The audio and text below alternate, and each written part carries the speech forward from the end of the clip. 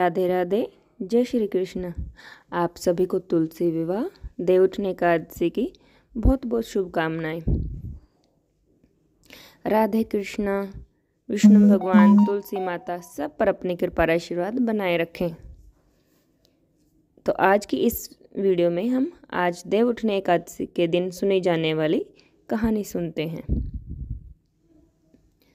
बोलो एकादशी माता की जय हो, विष्णुदेव भगवान की जय हो।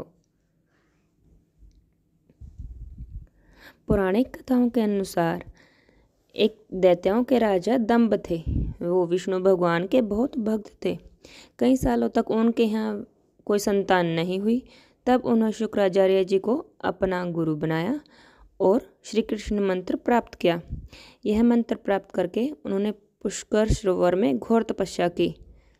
उसकी तपस्या से भगवान विष्णु प्रसन्न हुए और उसे संतान प्राप्ति का वरदान दिया।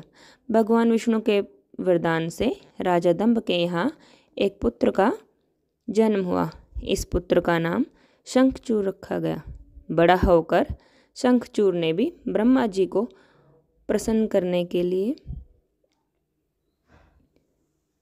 घोर तपस्या की और उसकी तपस्या से खुश होकर ब्रह्मा जी से उसने वरदान मांगा कि हे प्रभु, मुझे वरदान दीजिए। शंखचूर ने कहा कि मैं हमेशा अजर अमर रहूं, कोई भी देवता मुझे ना मार पाए। तब ब्रह्मा जी ने उसे वरदान दिया और कहा कि वह बद्रीवन जाकर धर्मध्वज की पुत्री तुलसी, जो कि तपस्या करी है, उससे विवाह कर ले। तब शंखचूर ने वैसा ही किया और तुलसी जी के साथ विवाह करके वो सुखपूर्वक रहने लगा। उसने अपने बल से दानवों, मनुष्यों को अपने बल से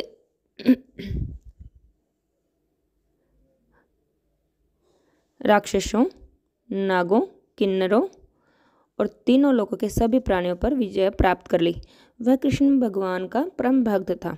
शंखचूर के अत्याचारों से सभी देवता बहुत परेशान हो गए और ब्रह्मा जी के पास गए। ब्रह्मा जी उन सबको विष्णु भगवान के पास ले गए। तब विष्णु भगवान ने कहा कि शंखचूर की मृत्यु भगवान विष्णु के त्रिशूल से होगी, अतः आप सब भगवान विष्णु के पास जाएं और उनसे प्रार्थना करें। तब भगवान शिव ने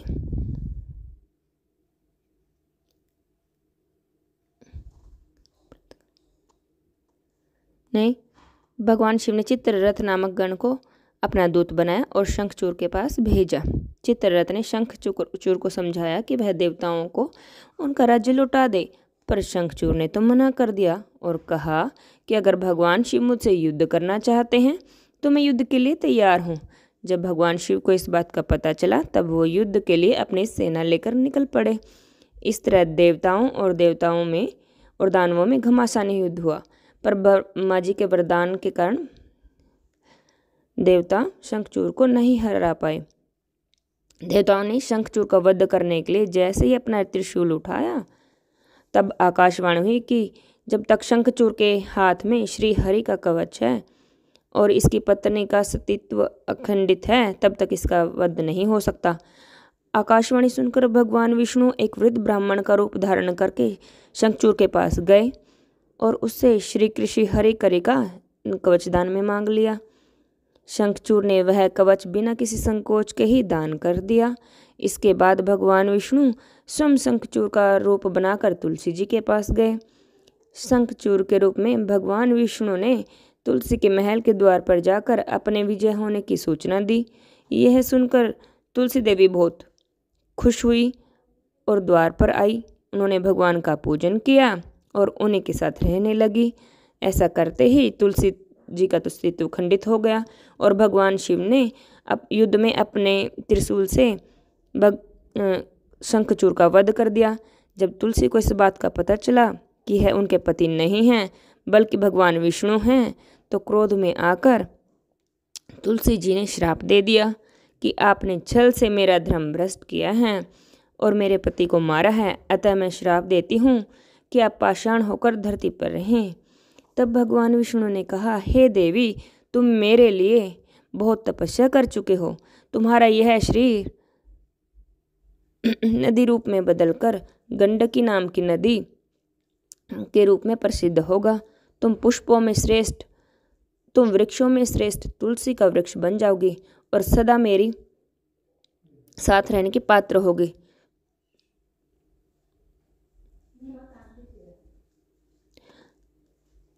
साथ रहोगी। तुम्हारे श्राप को सत्य करने के लिए मैं पाषाण यानी कि शालिग्राम रूप बनकर रहूंगा। गंडकी नदी के तट पर मेरा वास होगा। देव प्रबोधनी एकादशी के दिन मेरा तुम्हारे साथ विवाह होगा और जो भी कोई मेरा भगवान शालिग्राम का तुलसी जी के साथ विवाह करेगा, उनकी सभी संकटों को, सभी दुखों को मैं दूर कर दूंगा, उनकी सभी मनोकामनाओं की पूर्ति करूंगा। बस तभी से इस दिन श्री तुलसी जी का विवाह शालिग्राम जी के साथ करने की परंपरा शुरू हुई।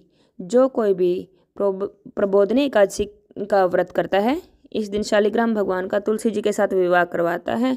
विवाह में सम्मिलित होकर तुलसी जी शालिग्राम जी के दर्शन कर लेते हैं। उसकी सभी मनोकामनाएं भगवान विष्णु जी पूरी कर देते हैं। उनके घर में लक्ष्मी जी का वास होता है।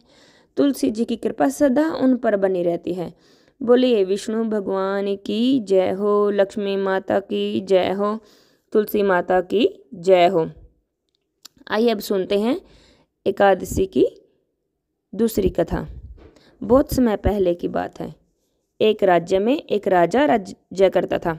उस राज्य में सभी लोग एकादशी का व्रत करते थे। नौकर चाकर से लेकर पशु पक्षी तक एकादशी का व्रत करता था। उन्हें भी एकादशी के दिन अन्न नहीं दिया जाता था। एक बार किसी दूसरे राज्य का एक व्यक्ति राजा के पास आता है और कहता है कि हे महाराज, मुझे नौकरी पर रख लीजिए। तब राजा कहते हैं कि ठीक है, हम तुम्हें नौकरी पर रख लेंगे, पर नौकरी पर रखने की एक शर्त है कि तुम्हें रोज को खाने को सब कुछ मिलेगा, लेकिन एकादशी के दिन अन्न नहीं मिलेगा, क्योंकि हमारे यहाँ एकादशी पर अन्न नहीं खाया जाता। सभी लोग एकादशी का व्रत करते हैं। उस व्यक्ति को नौकरी की तो सख्त जरूरत थी। उस वक्त तो उसने हाँ कर ली, पर एकादशी के आने पर जब उसे फलाहार का सामान दिया गया, तब वह राजा के सामने जाकर रोने लगा, गिड़गिड़ाने लगा, कि कहने लगा कि महाराज, इससे तो मेरा पेट नहीं भरेगा। अगर मुझे अन्न नहीं मिला तो मैं तो भूखा मर जाऊंगा। मुझे कुछ अन्न देने की कृपा करें।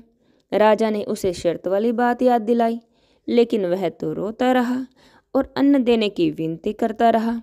तब राजा ने उसे अन्न देने का आदेश दिया। उसे आटा चावल सब दे दिया गया, लेकिन शर्त थी कि तुम यहाँ पर अपना भोजन नहीं बना सकते हो। तुम्हें राज्य की सीमा से बाहर जाना होगा और तुम वहीं जाकर अपना भोजन बना सकते हो। तब वह भोजन बनाने की सभी सामग्रियां लेकर नदी के तट पर पहुंचा।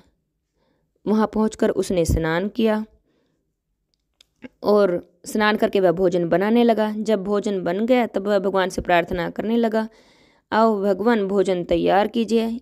आइए, भोजन तैयार है।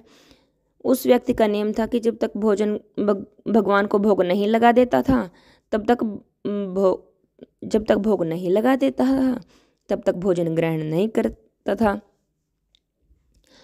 उसके बुलाने पर भगवान नारायण अपने चतुर्भुज रूप में उसके पास आए और उसके साथ भोजन करने लगे।